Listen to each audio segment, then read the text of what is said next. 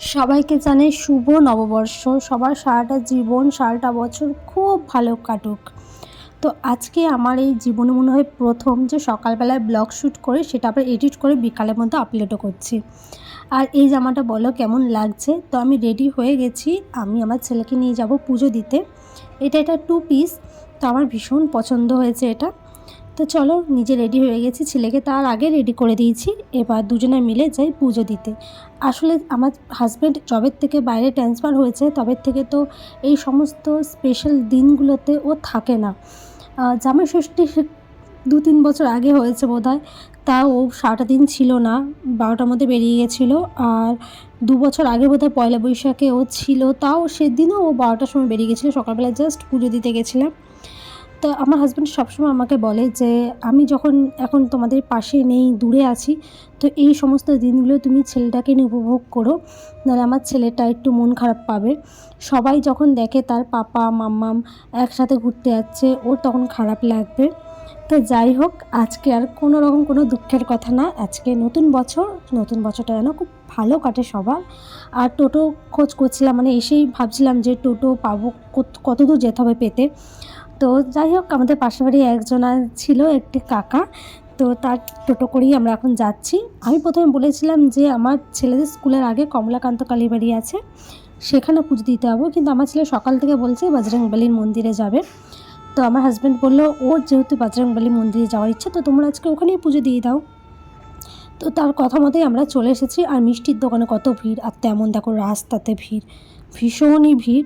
অনেক মিষ্টি তো শেষও হয়ে গেছে। আর যেহেতু হনুমানজির পুজোতে লাড্ডু লাগে, তো বেশিরভাগ লাড্ডুই শেষ হয়ে গেছিলো। তো লাড্ডুটা ওখান থেকে নিয়েছি, অল্প কটা ছিল, তার মধ্যে আমিও পেয়েছি বাবার আশীর্বাদে। তো আমি নিয়ে এসে দাঁড়িয়ে পড়েছি লাইনে, আর ভেতরটাতেও ভালো ভিড় ছিল। তো চলো, এই দেখো কেমন ভিড় রয়েছে ভেতরটাতে। এই দিকটাতে তো মোমবাতি, তারপরে ধূপকাঠি ধরানো হচ্ছে। আর গোল করে গিয়ে পুজোর ওখানে বেশি সময় লাগছে না, পুজোর ওখানে জাস্ট একটুখানি সময়ই লাগছে। আর এখানে দেখো ভেতরটাতে, এখানে অযোধ্যা রাম মন্দিরের দেখো ফটোটা রয়েছে। আর ওই দিকটাতে পুজো হচ্ছে। এখন তো ফোনটা বন্ধ করে দিতে হবে, ভিডিও তো অ্যালাউ নেই।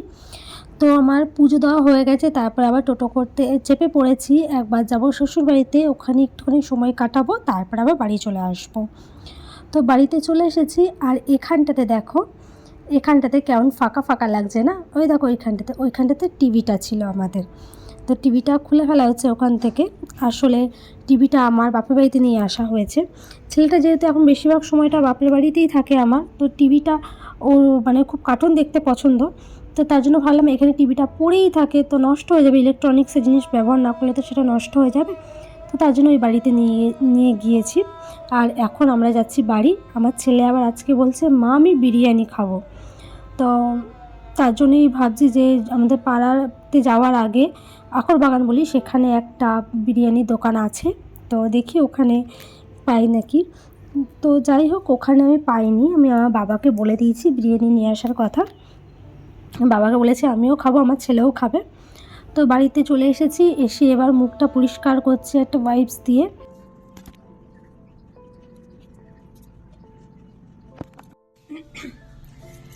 এরপর আমি মুখটা একটু ফেস ওয়াশ দিয়ে ধুয়ে নেবো।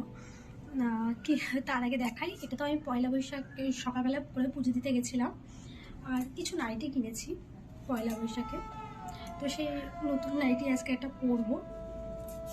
আর এটা কিনেছি, এটা তোমাদের মনে আছে হয়তো, এটা আমি কিনেছিলাম 6-7 মাস আগে ভিমার্ট থেকে। ভীষণ কমফোর্টেবল, ভীষণ, আর খুব সফট। আর একটা কিনেছি এটা ছেলেকে স্কুলে দিয়ে নিয়ে আসার জন্য, যে এটা ভীষণই ভালো, ভীষণই ভালো। আর একটা 2 পিস নিয়েছি, দাঁড়াও তোমাদের দেখাই। আচ্ছা, ভীষণ সুন্দর, ভীষণ ভালো, ভীষণ আরাম। তো আমি ভাবলাম যে এটা পরবো আজকে, কিন্তু তারপর একবার পরেও ছিলাম, তারপর আমি আবার খুলে দিয়েছি, আর পরা হয়নি। তো যাই হোক, আমার মুখ একদম পরিষ্কার হয়ে গেছে। এরপর আমি যেটা করব, ফেস ওয়াশ দিয়ে মুখটা ধোবো। আমি সিম্পলি ফেস ওয়াশটা ইউজ করি, তাও তোমাদের দেখাই।